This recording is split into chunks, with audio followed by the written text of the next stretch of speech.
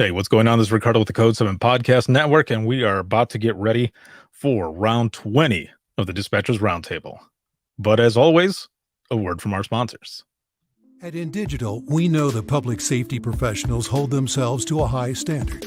In fact, standard doesn't do it justice. In over 25 years working alongside you, carrying millions of calls over our IP networks, your dedication has inspired us. That's why our ESINet goes beyond industry standards, not only I3 compliant, but designed to adapt to future development for a network you can count on when it matters most. Learn more at indigital.net. Rapid Deploy believes that every public safety agency, regardless of size, should have access to the data they need when it matters most. That's why, since 2016, our mission has been to reduce emergency response times and improve public safety. We are the industry's only integrated emergency response platform. Our web-based cloud platform includes analytics, mapping, dispatch, and mobile apps, purpose-built for 911 in the 21st century. Visit www.rapiddeploy.com to learn how we enable effective, efficient, data-driven emergency response. If Within the Trenches has ever taught you something, open your eyes to what it is like to be a 911 dispatcher, or has inspired you to become one, then help support us and join our Patreon. Get exclusive bonus content, one-of-a-kind swag, discounts on merchandise, ad-free early access to new episodes, and much more. To join, please visit patreon.com/WTT podcast. And if you're an industry partner, we have something for you as well. And now, for the show. This is Jordan, and you're listening to the Code 7 Podcast Network.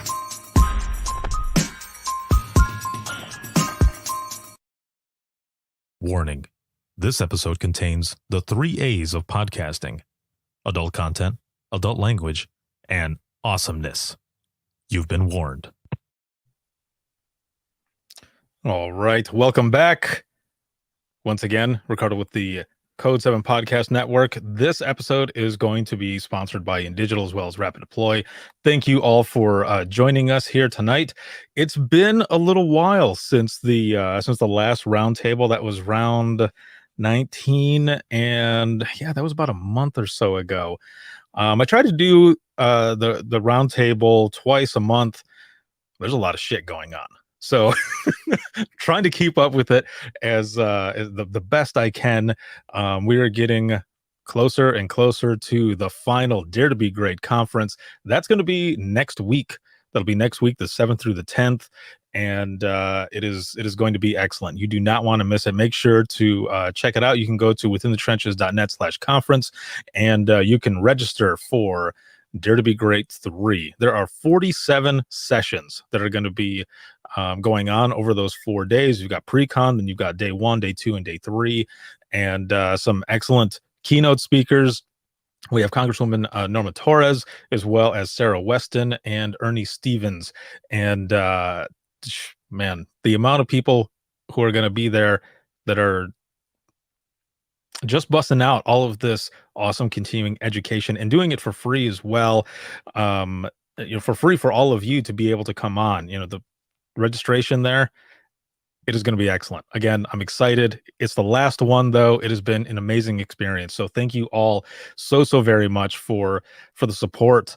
It was a year ago, a couple months ago that we did that first one, and it just smashed any expectation that I ever thought was going to come of it. I was thinking, well, we'll get about like 500 people. It'll be good. We'll get about 500 people, and they'll be able to get all this awesome sessions, everything that's going to be, everyone's going to be speaking there, all in one spot.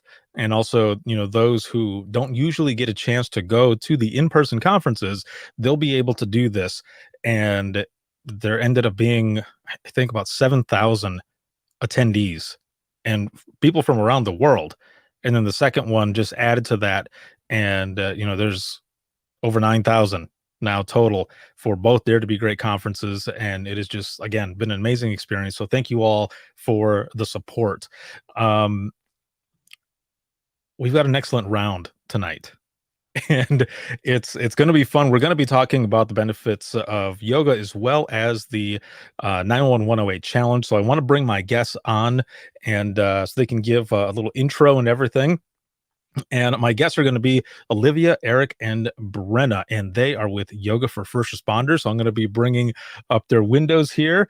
And as you're watching this, please make sure to share this broadcast on your feed to your favorite page, and throw in some reactions as well. And I thank you so very much. So here we go. Hey, hi, welcome back. welcome. I'm happy to be with you here. Yeah, It's fun to have these conversations. Yeah, and it seems like whenever we get started, we just go and we go and we go, and it's just always an excellent conversation. I'm going to bring everyone up here. So everyone, this is Olivia, and I'm going to be pulling up Eric, and then I'll give you, each one of you, a chance to give a little intro. So here we go, bringing on Eric and Hey. Brenna. All right, excellent. It is awesome to have the three of you here, and as always, I got the right button here. We're going to start with our intro now that I have all three of you on here. Ladies and gentlemen, children of all ages, welcome to the Dispatchers Roundtable. All right. Man, I love that tune. That is such a good one. You've got good intro music. I like it. I try, dude. I try. Yeah, I enjoy putting this stuff together. Yeah, that's right. Just time to get down, bob and weave, and talk about some yoga, yo. So I'm excited again to have the three of you on here. And Olivia, if we can start with you, give a little information on you, your background, and of course, a refresher on Yoga for First Responders, please. Yes, so I am the founder and CEO of Yoga for First Responders, which is a 501c3 nonprofit organization. I have been teaching yoga for 18 years at this point, which is nuts. I mean, I started when I was 2 years old, so that's pretty good. Well done. Yeah, I was very, very talented. But anyway, yes, I started this. I saw a need. I saw an educational gap in public safety training. So many statistics in military and public safety of burnout, of post-traumatic stress, of stress-based physical health issues, mental health issues. And then here I am knowing this tool that is built to strengthen the mind, the body, and the nervous system. So to me, it seemed like a perfect fit. And I figured out how to get them to fit together. And what I mean by that is it's what you will find with Yoga for First Responders might be different than what you see at a community yoga studio. We're more job specific, we're more culturally informed. And I think that's what has made us successful. So from what was me volunteering twice a week at the Los Angeles Fire Department, now became a national organization where we're reaching thousands of first responders and military every year. And I was a team of one, and now I have a bigger team, including these two fine folks with us today. Excellent. Brenna, if we can hear from you, please. Yes, my name is Brenna Vidal, and I am the Development Director for Yoga Shield, Yoga for First Responders. I have a background working in child welfare, and my husband's a firefighter, and that's kind of what brought me into working for YFFR. I have a background in psychology and social work, so I've been working in the nonprofit sector for about 5 years, and I really have enjoyed the time coming on as development director. So I work with the partnerships, grants, funding, foundations, campaigns, which we'll get into a little bit more later on today, but I'm the one who tries to help us provide our services to first responders and military at no cost, or a cost that they can afford to get the services. Awesome. Excellent. Well, welcome. I've had Olivia and Eric on before, and it's awesome to have you here as well. Thank you. I'm excited to be here. And last but certainly not least, Eric, what's going on, man? Hey, Ricardo. I'm the troublemaker of the group. I've got Facebook pulled up over on window number 2 over there, so I can be in the comments section down in that mess with those folks, so we can play along. So I was a firefighter for 13 years in the Midwest prior to working with Yoga for First Responders. I am the Chief Financial Officer for the organization now. In a volunteer status, actually. I actually have another full-time job, but do this as a part-time volunteer status. Just got my 200-hour yoga certification. And to be honest, folks, the first yoga class I ever took was about, what did we figure out just the other day? 4 years ago. 4 years ago, 2 days ago was 4 years ago. Yeah. So I am 4 days and 4 years and 2 days into my yoga career and just got my yoga 200-hour certification. So have been teaching with YFFR, traveling the world for doing this for about 2 years now. So fun stuff. Nice, man. Well done. 200 hours. It sounds like It a was lot fun. of work, but good work. Yeah, no, it was definitely good to expand the knowledge base. I mean, I come at it from the tactical side, from the fire service and from first responders. And so it's good to learn a little bit more of the yoga background, the yoga philosophy behind it. So it was a good experience. Excellent. Now, I put a question into the comments for everyone who is on here, who's watching right now, to see how many people out there actually, if they practice yoga. I know there's some that do. I do as well, not as much as I should be.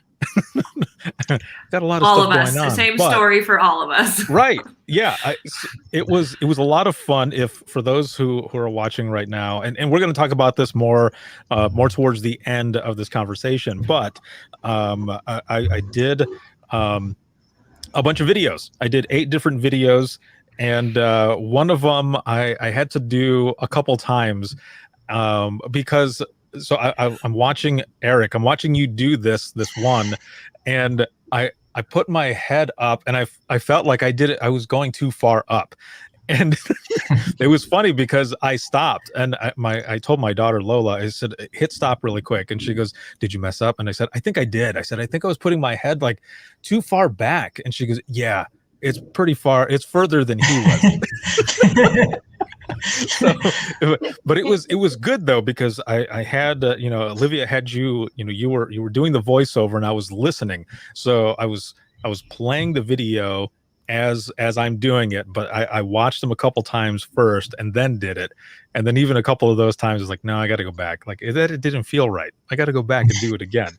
But it was awesome to be able to do those, so thank you for the opportunity to do them, because these videos are going to help a lot of people as well, those who are in the chair, that are there for either 8 hours, 12 hours, sometimes 16, 18 hours, working in dispatch. And these, I wish I knew a lot of this stuff when I was in dispatch as well. I got into yoga later on towards the end of my dispatching career, but damn it, if I would have had some of that stuff, I'm pretty sure that I wouldn't have some of the issues that I have now, especially like around this area. I would have been able to stay stretched out a little more, You don't know how many times we hear that I wish I had this at the beginning of my career. That is said so often. And one of our values is to be a proactive resource versus a reactive tool, right?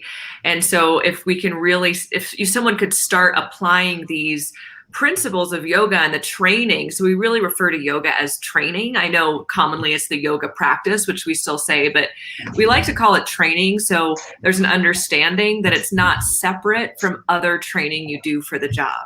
It's the training for high performance and for long-term sustainability. And I think the reason that people don't think of it at first to be proactive is when you're starting your career, you feel fine. You don't feel like you're going to need that. And so, but what you are worried about is, oh my God, I'm going to need to know, give me a dispatch lingo here. You need to know what? Streets? It looked like, yeah, street, cross streets. Okay. Yeah. Right. And so that's what you're worried about, but you're not really thinking like, oh, maybe I should do something to keep myself in this job and protect myself. And I did see what Michelle said here about practicing several times a week and completing her 200-hour, which is fantastic. And I actually have a question for her too.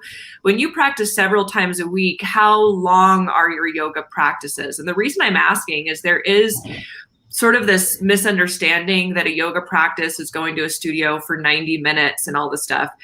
For me to get my yoga practice in consistently, I probably do max 40 minutes, typically probably 20 minutes or 30 minutes, but I'm doing something consistently. So when you see, I practice several times weekly, just don't think you're like, I don't have the time for that because I don't have 90 minutes, 7 days a week.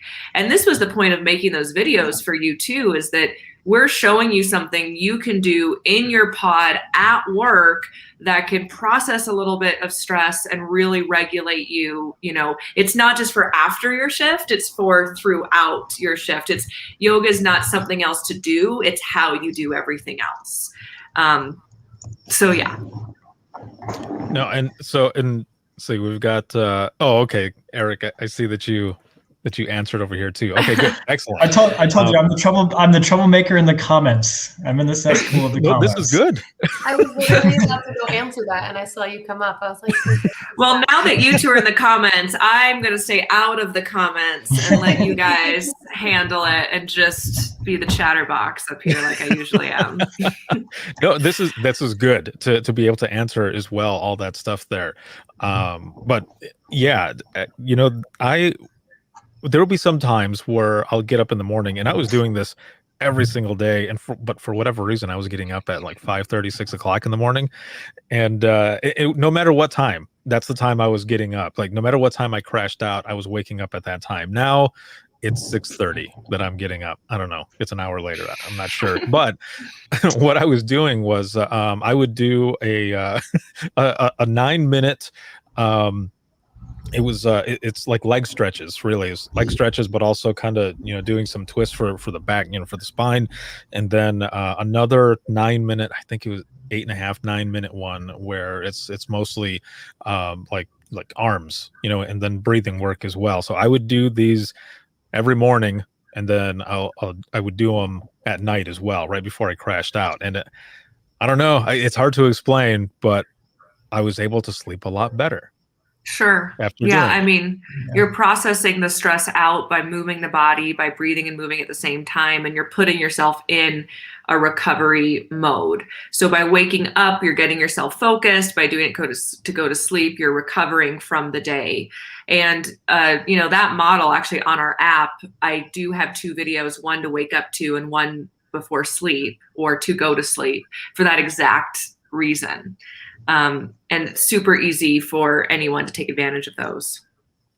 The on the other side of that as well, when we finished our meeting earlier today, I had about 30 or so minutes in between. And for my birthday recently, I got an Oculus Quest 2. Yeah. So I threw that thing on. I played like 20 minutes of Beat Saber.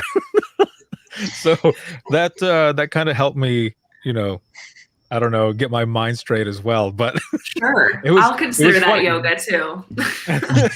We go back and forth on different types of things, but a lot of that breath work also helped.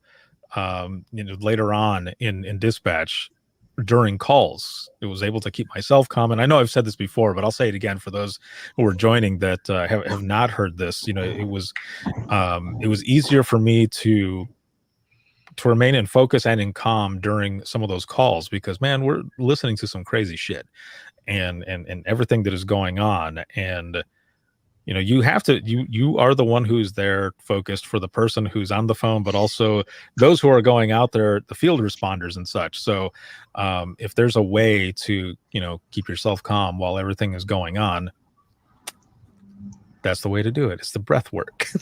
It really does something. Mm-hmm. It's the golden. I was going to say the tactical breath work is the golden key. It's the crux of everything that we do. And in fact, the yoga positions are just training us to breathe under stress. And so that's the real heart of the issue, is getting our mind and our breathing accurate. And I see somebody in the comment section, they don't breathe enough. And I'd argue that we as human beings have quite frankly forgotten how to breathe correctly. And so we have to train for it.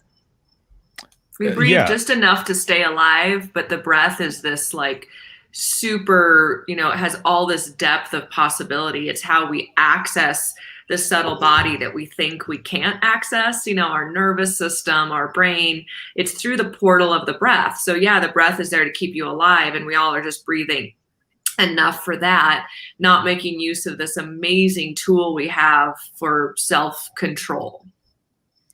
Right. And how crazy is that? It seems very easy, right? But then, you've got one of these and your watch tells you, hey, you need to breathe. I'm like, oh, my bad. I thought I was breathing.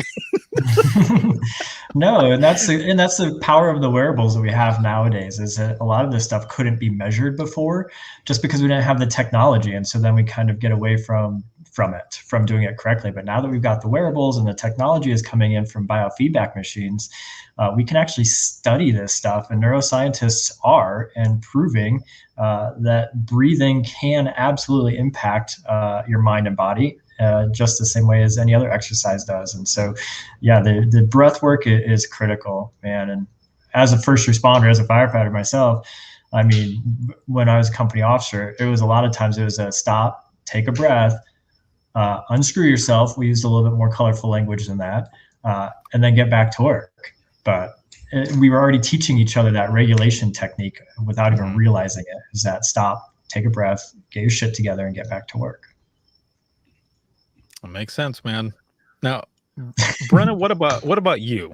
Everything that you do, breath work for you, like how important is that in some of the stuff that you do as well? I know that you have returned from, it was some instructor schooling and stuff that you did recently, right? I was at our recent instructor school. I was a squad leader. It was my first time there as a trainer and not the trainee.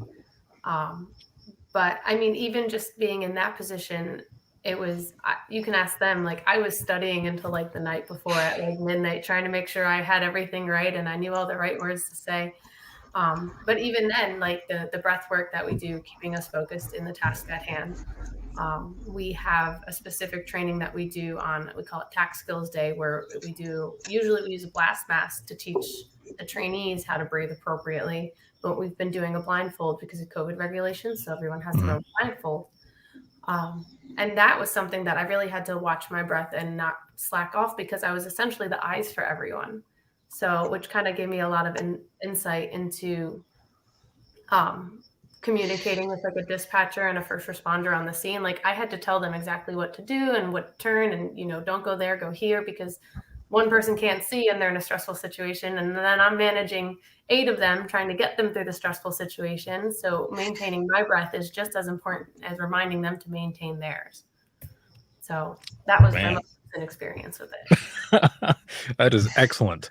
So what are some benefits of yoga? I know we kind of touched on a little bit, but as the audience is, a lot of them actually from the general public, but mostly from from dispatch and all. What are some of the benefits of yoga for those who are answering calls in the chair?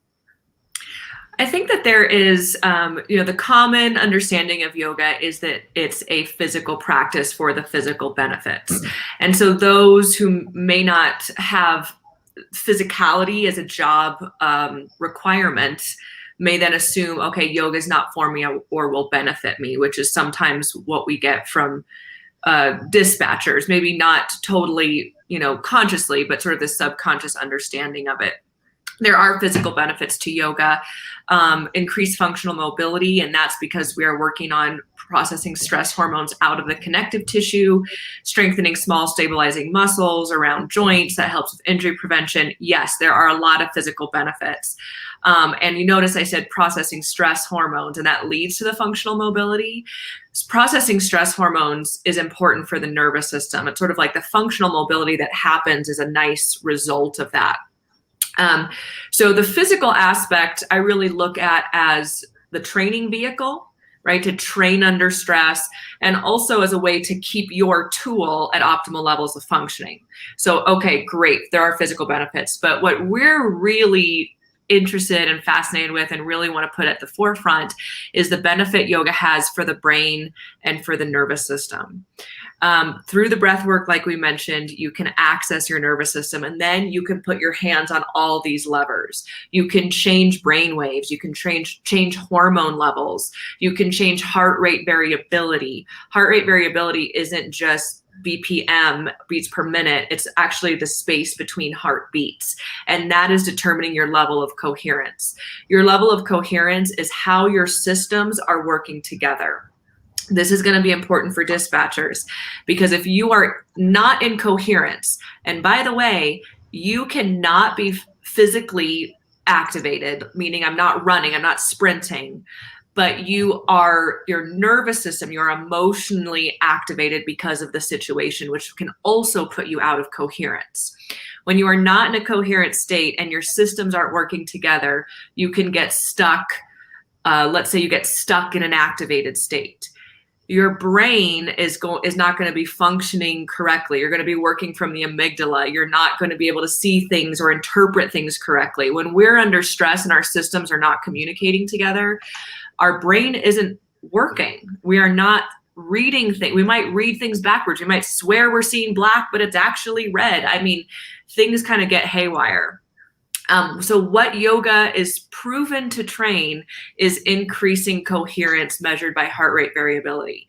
So by having a consistent yoga practice, you are training your system to communicate and to work together. So you can, what essentially it is you can be in high stress and still functional. So I want to make sure that everyone's clear that we are not just teaching the down regulation, the recovery after action. We're actually teaching how to do your job in activation in a way that you are in coherence and in control. They're the flip side of the same coin. You can't properly recover if you don't know how to properly be in stress. We're not taking stress away. The yoga teacher is not here to take your stress away. Sorry about it, but we're not. We're actually here to give you some stress so you know how to make stress your friend and use stress as a tool in your tool belt, and then turn it off when you turn it off, go home to be with your family and feel good. They're flip side of the same coin. So the physical aspect is the vehicle to get there, and the breath is our little portal inside. But the benefits we're really concerned about are how your brain is working, how your nervous system is working, and your body is simply going to be a reflection of how your brain and nervous system are functioning. Because everything you go through, man, like you're talking about neck and stuff, when you're feeling aches and pains in the body, it's primarily in the connective tissue. It might feel like a muscle, it might feel like a joint, but the connective tissue is within the muscle and surrounding the joint. So it's typically connective tissue, and connective tissue is typically hurting or injured or whatever because of stress. Except for a blunt force trauma to the body, it is typically stress that's causing those aches and pains. So when you want to go get a massage, it's going to put a Band-Aid on something, but it's not going to get to the source of the problem. So the physical aspect of yoga is simply an expression of the true work that we're doing. Damn. and boom. I know, yeah, exactly. So everyone who is watching this right now, how many of you are dealing with that? How many of you are dealing with it? I want to see it in the comments. How many of you are dealing with issues like that and just thinking, man, I need a massage, or let me get an ibuprofen or something. I'm just having some aches and pains or whatever. Every time we talk, I flash back to when I was in dispatch. And as you're saying all of this, I'm thinking, shit, I remember sitting there in between calls or even during calls and, going like this, or just having some sort of ache or pain that seemed to stretch up into the temple. And I'm just, just kind of sitting there, as everything is going on, and just trying to figure out like, how can I fight this? Like, what is it exactly that is going on? And stress is just being a dick. And I just wasn't, I didn't know, leading up all to that time that I finally started, really getting into all of this. I didn't know. And that's why I love these conversations. And that's the key, Ricardo. You didn't know because we did this on Dare to Be Great on the last one, I believe it was, where we put that poll out during my presentation. Mm-hmm. And the poll was I ask it every time I'm on, and people are probably getting to know my system here, but I would love for people to respond here too. How much of your job is mental? How much of it requires that mental, emotional energy and focus? And I'm sure the responses we'll get in a moment are going to be very similar to what that poll showed, which I'll reveal in a moment. And then the second question to follow that is, how much training did you get for that aspect of your job? So percentage wise. And this will show why you didn't know. And why no one knows. And that is what our job is to show, hey, here's a lifeline for you.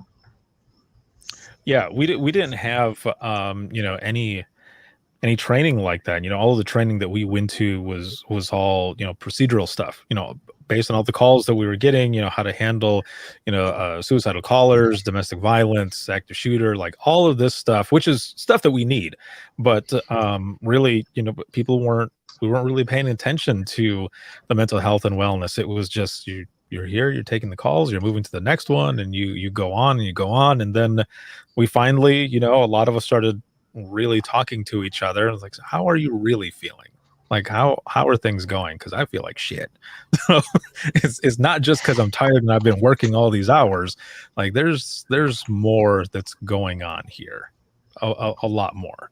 Yeah, and I'm seeing this response too, and so that's exactly what we get. I get the same exact response no matter which branch of public safety I'm talking to, which is about 90% of this job is mental. The rest is the tactical, procedural, and we got less than 10% training for that aspect. So therein lies the issue. Man. Brenna, what about you? What have you, in your experience, with everything that you've been doing, like what are some, have you been seeing, a lot of the same things that Olivia is saying as well? I'm sure you have, conversations with different people, maybe dispatchers that you've met, and how, they didn't have the training before, or how they felt. And now, maybe they're feeling better after doing all of this and really, digging deep into taking care of themselves. Yeah. Reflecting back to when I said I was in the instructor school for Iowa Army and Air National Guard as a squad leader, I was talking to some of the trainees in my group. One was in artillery, the other one was reservist who was EMT, and then Army medic. And they were both reflecting on, someone literally was like, if I just had this 6 months earlier, like no one teaches this when you come into it. One of them was very young, maybe she was like 23, 22. And most of the time it's maybe there's one slide about it, or, one day where they briefly mention, hey, take care of yourself, but they don't say how, they don't say what to do, or they don't show you how to do it.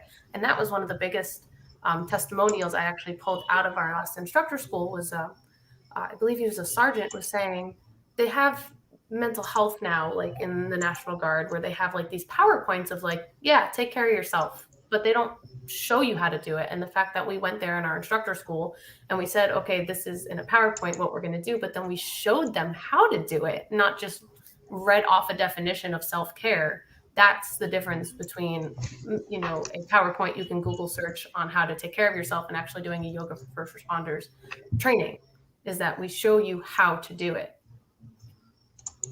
And I bet that slide is probably like postcard like of a beach, and palm trees. I don't know why. That's what I picture in my head. My pet peeves, Ricardo. You know how to press my button, because that is the most annoying thing to me on the universe, is the yoga slides with the beach or whatever, because that's sending a subconscious message that if you don't have this scene, you can't take care of yourself. And even if it's subconscious, it's like, that's why we do all our classes at departments, at agencies, on bases, is because we're trying to send the subliminal message that this is where yoga happens. And sometimes there's that mistake like, oh, well, should we go to a yoga studio and do it? Why? You got a big old gym right here, or you've got that corner office right there. That's where we're going to do it.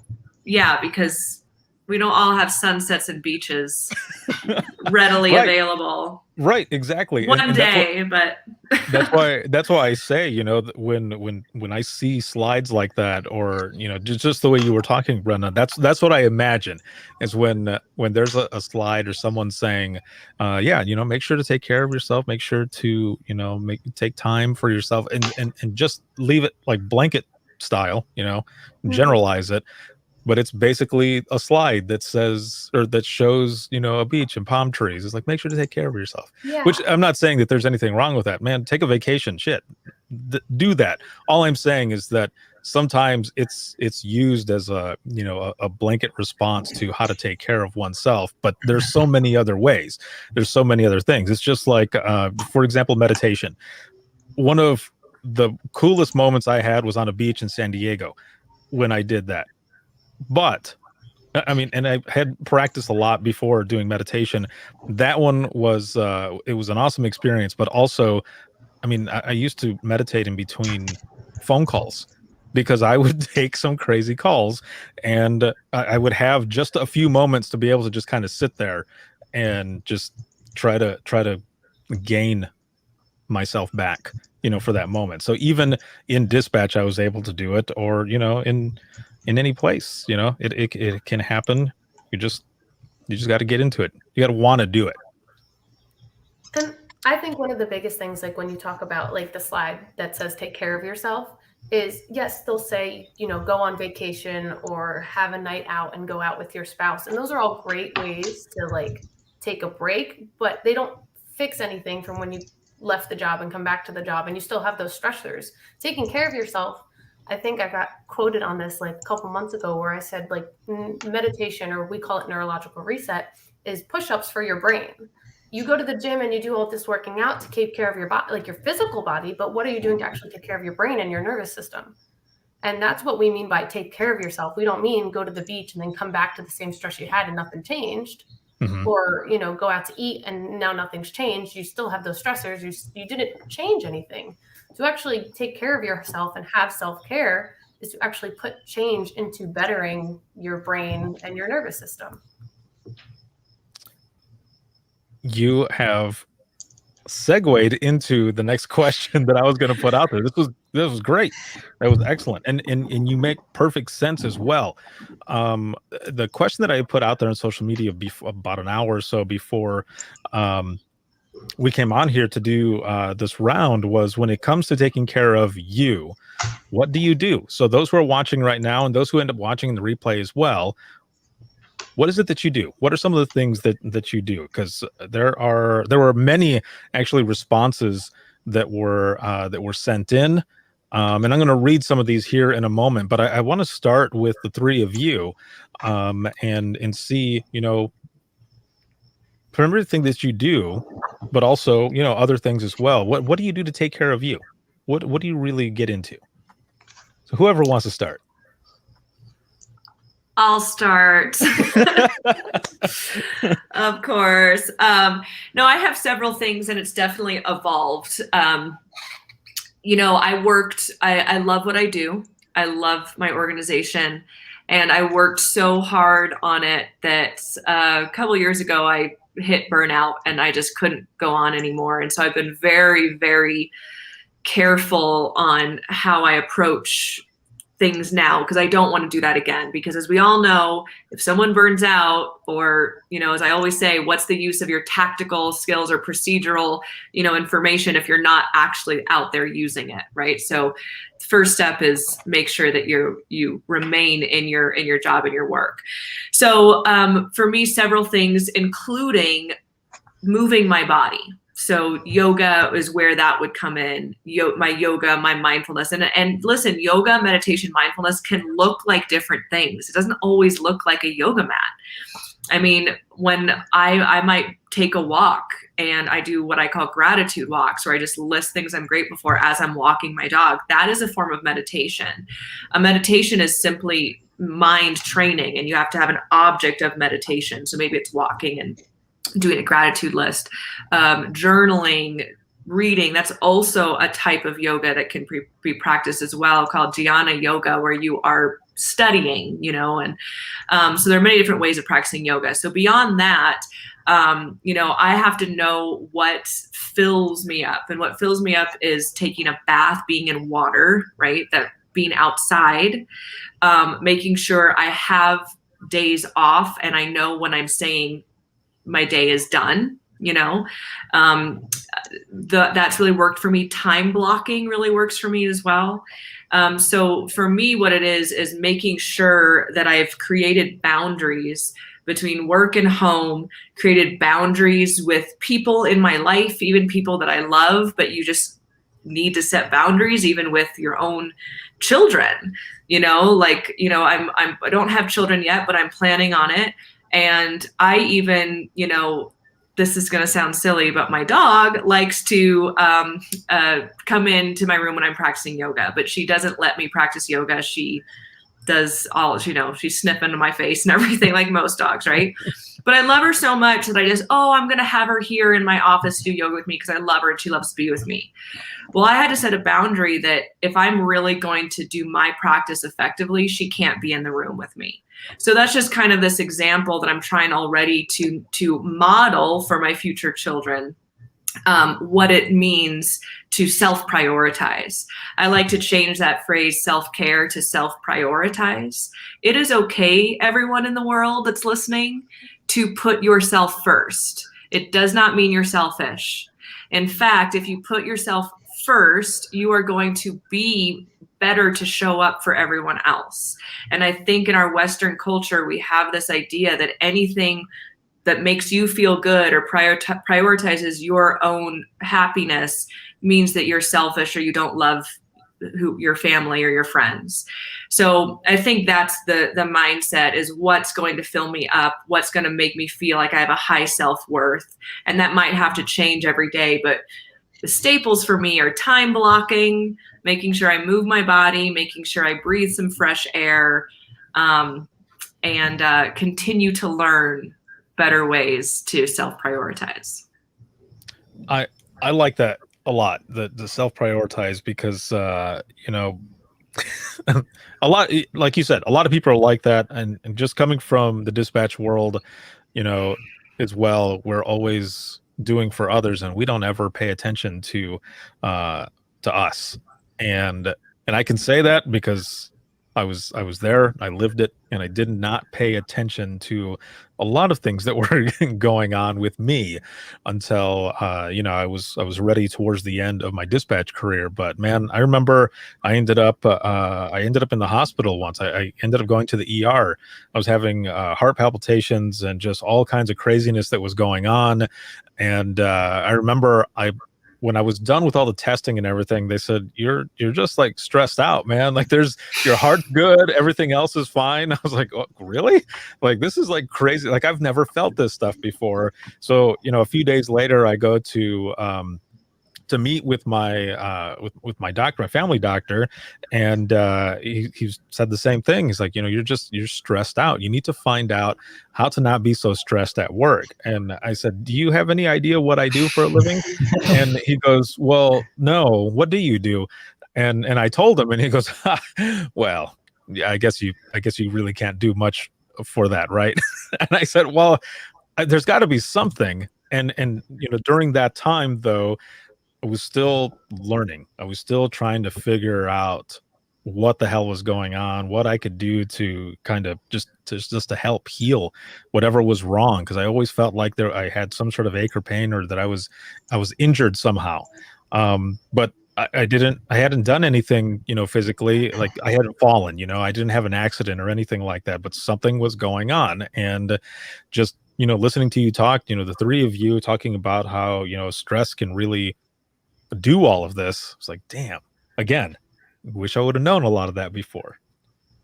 I want to call out Edie here too, because she said moving her body through dance. Mm-hmm. And, that is a kind of practice of yoga too. And I'm a former professional dancer. And so moving my body like that through dancing is also a way that I practice my own yoga. So I just love these things that are popping in here. All these different ways that for me, I'm like, that's your yoga, cycling can be a form of yoga too. Excellent. Brenna, how about you? When it comes to taking care of you, what do you do? So my biggest thing is I love forms of exercise. I just say forms of exercise because I'm really not that picky as long as I get myself moving. It could be hiking, it could be weightlifting, it could be yoga, it can be gymnastics. Honestly, it's more so the intention behind the practice, which is what Olivia was saying with, cycling can be your yoga. Because my intention behind my weightlifting practice, I'm making sure my posture is good, my breathing is in check. It's the same things you do when you do yoga, except there's external weight added. So it's the intention behind the practice. So exercise is my number one. If I don't exercise for the day, it's like someone else not getting their coffee. Like I need to work out, or I just don't function properly. So, and then I would also say I really need to, I fill my cup through creative outlets. So whether that be painting something, or I just got a new home, so I'm doing a lot of like woodworking projects that are really fun, and I enjoy that type of outlet. Or even like just making a little bookshelf or something just to let my creative, juices flow. I really do. And that's how I fill my cup, is doing something fun and creative, whether it's, doing it with my nieces and nephews and like finger painting or whatever that may be. But I do that's how I like to fill my cup back up. I'm right there with you with the creative stuff and doing projects and all other types of things. Like I do all of those shirts and everything for the podcast, but it makes me sound like a nerd.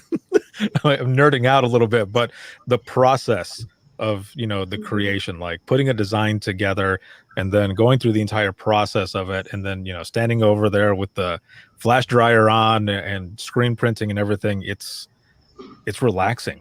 Like learning how to do it was a pain in the ass, and I'm still learning a lot of stuff, but even though it was a pain in the ass, that knowing what the end result was going to be, that I was learning something, it was very satisfying and relaxing at the same time, and almost therapeutic. So that I'm right there with you with the creative stuff, that and making those videos like with my daughters and stuff where we're singing. So that's a lot of fun as well. I love those. I'm a big fan of those. Yes. Awesome. What about you, Eric? Yeah, I hate to say that maybe I fall into the prototypical first responder trap that we take better care of others than we do of ourselves. Mm-hmm. But what I the way I have learned, quite frankly, to find my outlet and to put myself in a better spot. First and foremost, I am a firm believer in the breath work. That's why I sell it every day to the people that don't believe in it, to start with. I too actually enjoy creative outlets. Olivia and I started a candle company. And so just like you, seeing that concept throughout, I mean, building candles is a cathartic process between melting the wax, changing the fragrance oils, letting it cool down, melting them back off so they look pretty. It's a cathartic process. And then learning and exploring. And I think this is critical for, again, people in public safety, is to find an outlet outside of public safety, because you are more than public safety. And so that is whether it's learning about breathwork, or learning to make the t-shirts, or learning to do candles, or learning weightlifting or dance. As Edie said, there has to be something outside of public safety to ground you. And so whatever that is, I just encourage continuing to learn and explore the world, because when you come at it with a childlike mind, it's an interesting and fascinating place. That's excellent. I want to share this here. Jennifer says what she started practicing here was a yoga Tai Chi like practice, and she goes she loves it, and her back pain is much better. That's another thing too, is when I was doing a lot of yoga and discovering some of the issues that I was having, but also kind of centering myself with being able to figure out the stress part of it. But a lot of the stretching, the breath work, all of it was really, it was awesome to be able to find a solution to some of those pains that I was having, that I had no idea what was causing it. And there was another thing here that someone had posted. I will say this one right away. A couple people said spending time watching movies with family was a way that they take care of themselves. But a good friend of mine said nachos. So I'm all about that, nachos. We love some nachos. Right? Yeah. And that's a good point to make too, is that if you do yoga, does not mean you cannot enjoy a plate of nachos, a massage, and a vacation, right? Just and some yoga. There you go. Another one here. So this one, I saw it right before we went live here, and I made sure to put this in here because it says, I am just headed into my 30th year as a dispatcher, and self-care was completely foreign concept for most of my career. I think the unofficial mantra for most dispatchers is suck it up, buttercup. But I finally realized that although the job kills us, in parentheses, we all know that, it was my choice at how I was going to take on that daily little death. I have always loved to read. I know walking makes me feel so much better, but I am not always consistent, and my faith has always played a huge role in my life, but I needed more. I started doing yoga and switched up my diet big time, adding in specific supplements, and wow, I haven't felt this calm and, dare I say, happy in years. I love that. Yeah. And that's phenomenal. And that's the power of what we're teaching and what we're sharing with people. And we're so lucky that some people do find it on their own, but let's also be honest, so many people in public safety do not find this tool because they don't think it's for them. We heard the same thing last week with the military. They were the lieutenant colonel of the Iowa Army National Guard. He's in command of the entire Army National Guard. Was told by one of his soldiers that learning about yoga and breath work was literally a life-changing experience. And so, I mean, that's the power of what we're doing here, and why it's no joke. And I'm excited that you keep bringing us on and letting us share this with dispatchers, because it is critical for our long-term survivability, quite frankly. Mm-hmm. Yeah. A lot of people that I know, have gone through a lot of crap as well. And some of them did make it all the way through, for their up into retirement and everything. But, others, they ended up going on to do other things, just like myself. Excuse me. But, having known some of this, I mean, shit, I might have been in there much longer as well. But it is always good to have this, because it helps in so many ways. Now, I want to go into talking about the 108 challenge as well, as we're getting towards the end of this round, which has been a phenomenal round. Thank you again, all three of you, for being on. So whoever would like to start, what is this challenge all about? There have been posts that have been going out since May 24th. It launched then. There's videos of myself doing different things. I think there's 3 of them out there now.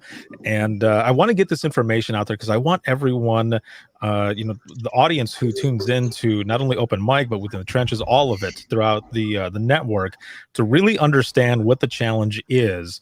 And, the fundraising part of it, what is the 108 part, and how we can all work together to do this, whether it be individually or building a team. How does this work? What is this all about? So the 108 Challenge, this is our second annual 108 Challenge. And this year we are partnering with People in the Trenches. So we're 911 108 Challenge. Mm-hmm.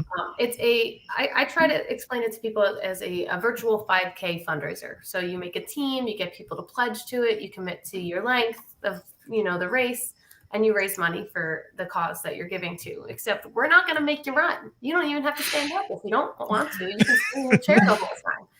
So the 108 Challenge, I'll let Olivia touch back onto why 108 specifically after I explain the fundraising aspect of it. But we are gathering together to raise funds for this year specifically 300 first responders and military personnel. And with that, we can provide them our on-demand platform, Cyber Academy, which can provide them tools to build resilience, enhance performance, and process stress. which literally puts it in the palm of their hands. Like they don't have to come to our classes. They don't have to go to instructor school. Like it is on their phone or on their TV or wherever they are.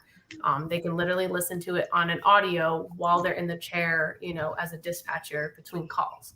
So we are raising funds, $16,000 in total, and that gets 300 first responders and military that tool. The 108 challenge comes into play on International Yoga Day, where we're asking you, instead of running a virtual 5K, you're doing 108 of whatever you want it to be.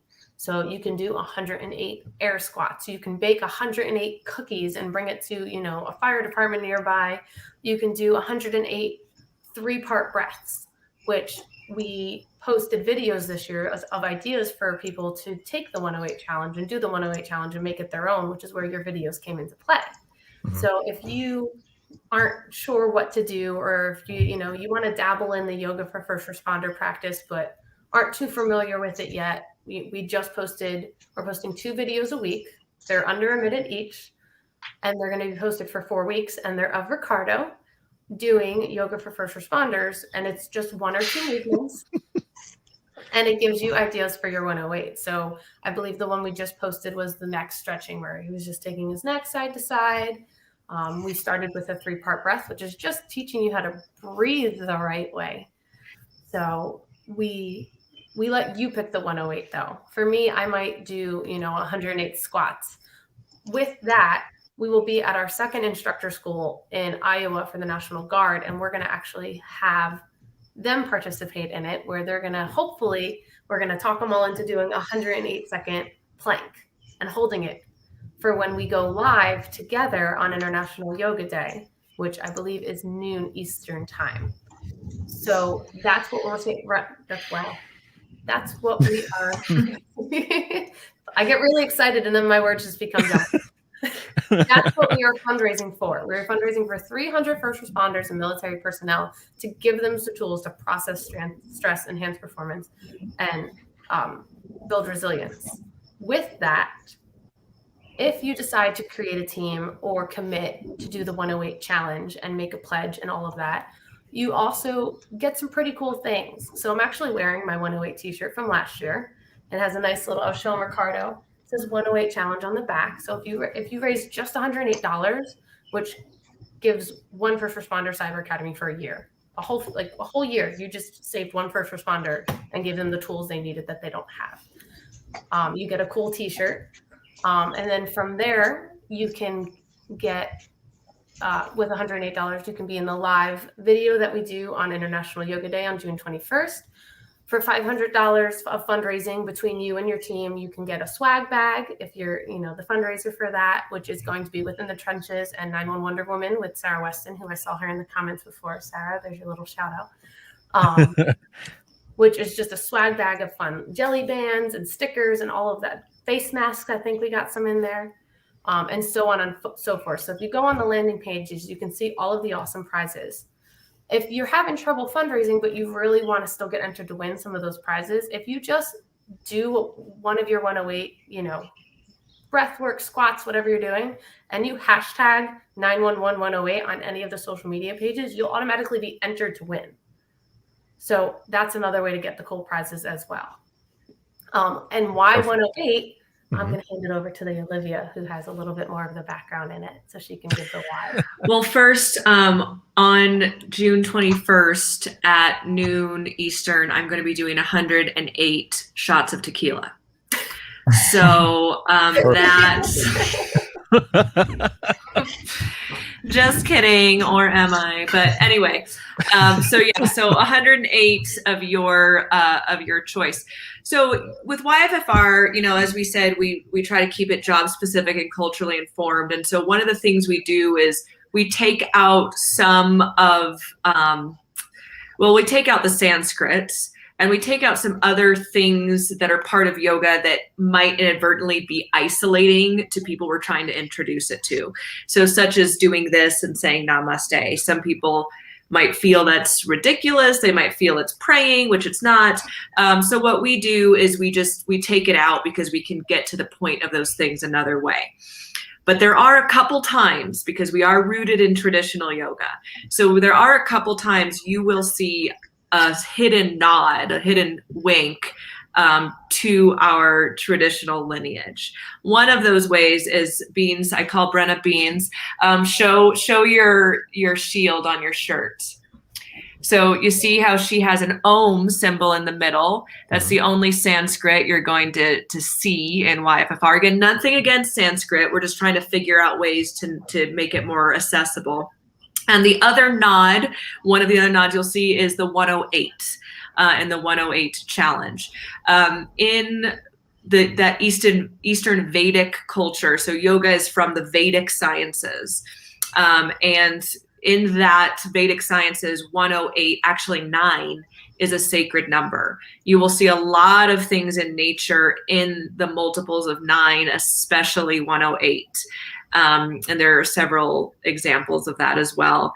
And so it's kind of considered 108 is considered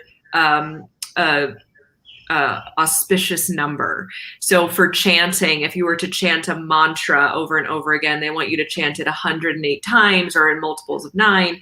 So that's our little nod and why we are having everyone do their selected item 108 times and trying to raise at least $108 each.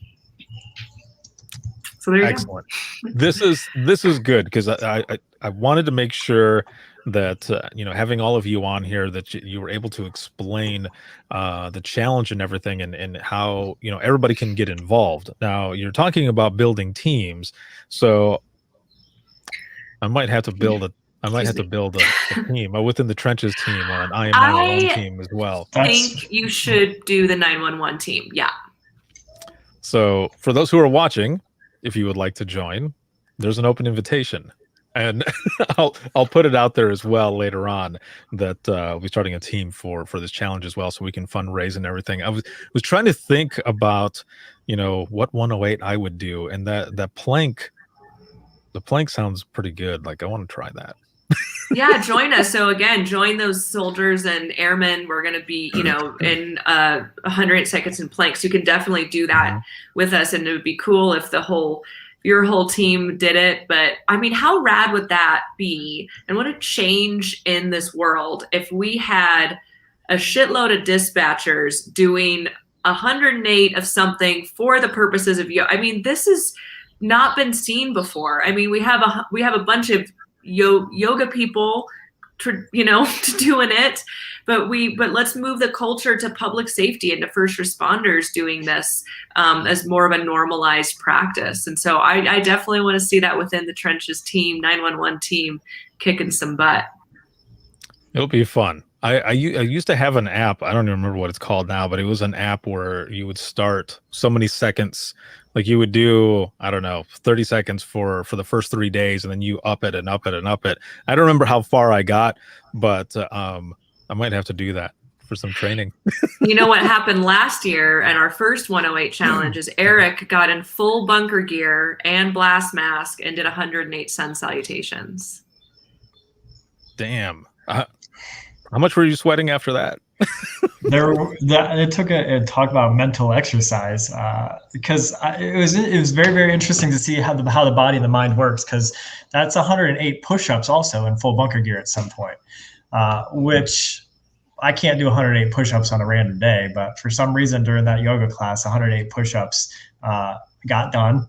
And I'll be honest, my mind did go to a dark spot a little bit, but it took what we teach people to do to come back out of it and to just stay focused on the task at hand, the mission at hand. And it was actually a lot of fun and a good, I guess, proving ground for myself, both mentally, physically, and emotionally. But it was a lot of fun. That's amazing, man. Oh, this is going to be good. I'm excited. I'm so glad that the three of you were able to come on and just talk about all of this, the benefits of yoga, especially in dispatch, and, all of us talking about, what we do for ourselves, when we want to care for ourselves. And then, of course, the 108 challenge, what it means, what to do, and the videos that are coming out. Now, Eric posted the link in the comments here. So this takes you to the landing page, right? And you can sign up, and that's where you end up getting the videos as well from that. Yes. So on the landing page, you can scroll down and you can see the 3 videos that have been posted so far. And you can either join a team or create a team. So everyone's open to join the YFFR or the 911 team, since you're creating one, if they don't want to create a team of their own. Awesome. Well, this has been excellent. Again, thank you all. Those in the audience, thank you for watching. And those of you who are coming in for replay, thank you for joining us for round 20. But how can people find out more about Yoga for First Responders, social media, website, everything that you all are doing? How can people find out more? yogaforfirstresponders.org, all spelled out. Yoga for First Responders on Instagram, on Facebook. Twitter's a little weird. What is it on Twitter, Beans? It's like, because Yoga. Twitter makes you do, yeah. So it's yoga, the number 4, first RESP. So rest. Yoga for rest. And we wonder why nobody finds us on Twitter. Yeah. I didn't make it. It wasn't me. Maybe if you search, it was me, okay? I did the best I could. But listen, if you just search for it, I'm sure it'll come up. But it's just spelled out Yoga for First Responders, the whole thing. But yeah, find us on social, find us on the website. You can also check out our app that has more videos on there too, besides the 1-minute Ricardo videos. But yeah, share those too. Bring people on the 911 team. All right. Excellent. Again, thank you all very much for being on. And I will be right back here with each one of you. And this is going to be a lot of fun. So I'm going to build this team. I'll put it out there, and we'll see how many people we can get on and do this 108 challenge. Again, to YFFR, thank you so much for being on. And this live broadcast has been sponsored by InDigital as well as Rapid Deploy. If you have any comments, questions, or you want to be a guest on the show, you can email us, and that is going to be wttpodcast@gmail.com. You can follow us on Twitter, that is @91podcast. You can like us on Facebook, that is facebook.com/Within the Trenches podcast. If you are looking for any bonus content, you can check us out on Patreon, that is patreon.com/WTT podcast. Once again, this has been sponsored by InDigital as well as Rapid Deploy. And for the flagship show Within the Trenches podcast, you can listen 24/7 on Apple Podcasts, iHeartRadio, Spotify, your favorite podcasting app, and withinthetrenches.net. Have a good one, everyone, and I'll see you in the next one.